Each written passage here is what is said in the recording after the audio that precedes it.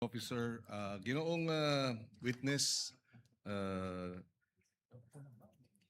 nabanggit ng ilang testigo bago sa iyo, no, sa si Attorney Lotok, na in so many words, above his pay grade yung usapin ng interagency coordination. At sabi pa niya, maaring ang direktor mismo, former director or current director, ang makapagsasabi niyan.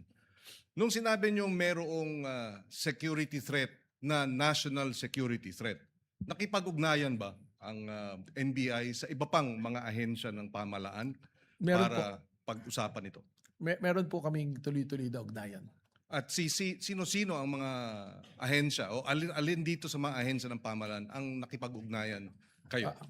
Actually po, sinasabi nga natin, meron po kasing security cluster kung saan po natatalakay yung mga kailangan po pag-usapan. So sa ngayon po, through the Office of the Executive Secretary, meron po ako makapakikipag-usap dun po sa military units din po natin. If you will not mind, I will not mention the exact military unit po. So there have been interagency coordination to assess and to address itong kinokonsidera ninyong national security threat. Totoo po yan. Yes po. Okay. Doon sa usapin ng pag-iimbestiga ninyo naman, nasabi ninyong may narinig kayong mga banta, napanood ninyo. Meron ba kayong na-monitor na nagbanta naman ang ating Pangulo bilang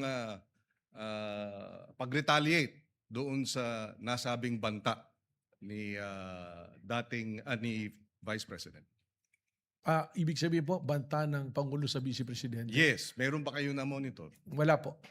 Kung meron man, hypothetically, tama ba yun? Well, kailangan pong imbestigahan din kung meron pong ganung banta. In other words, would you consider in a hypothetical situation revenge as justified if there is a threat to the President, he decides, he likewise publicly threatens whoever, not necessarily the Vice President, whoever. Palagi ko po hindi tama sapagkat hindi naman po ito isang justifying o exempting na circumstance pagka nangyari po yung pagbabanta. Lalong-lalo na po kung mataas na opisyal, hindi po pwedeng maging batayan ng kanyang paghihiganti para magbanta po. So ang paghihiganti, self-defense ba yun? Hindi po. Hindi. In other words, hindi legal ang paghihiganti sa usapin ng kung ikaw ay tinakot o ikaw may banta laban sa'yo. Hindi po. Or kung ikaw ay, when is it allowed? When is self-defense a valid,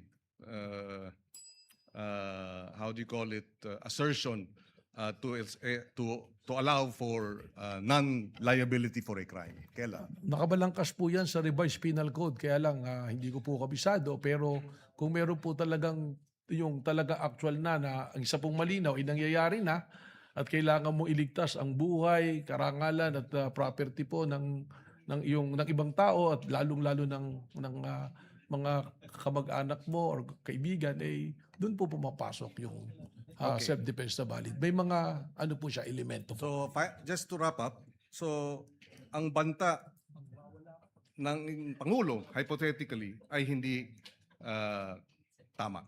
Hindi po tama. Yan po ay magbabiolate kung hindi man po sa batas na umiiral na kodigo penal, doon po sa konstitusyon bilang isang Pangulo ka, meron ka pong katungkulan na igalang ang batas, igalang ang konstitusyon at maging parehas po sa ibang tao po. Okay. Maraming salamat. Thank you, Mr. Thank you, Senator Judge Pangilinan, for the information of Senator Judge Lapid. And those who might be interested, the name of the